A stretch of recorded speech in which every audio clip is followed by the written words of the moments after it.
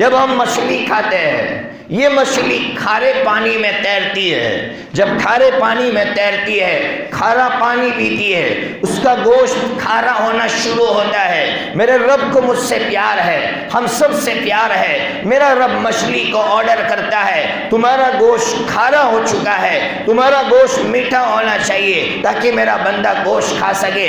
अल्लाह ने मछली की आंखों के करीब में गूदा रखा है। ये गूदा नहीं है, ये हकीकत में फिल्टर मशीन है। जब मछली को अल्लाह ऑर्डर फरमाता है, मछली उस गूदे के रास्ते से नमक को बाहर फेंकती है और गोश्त को मेरा रब मेरे लिए मीठा कर देता है।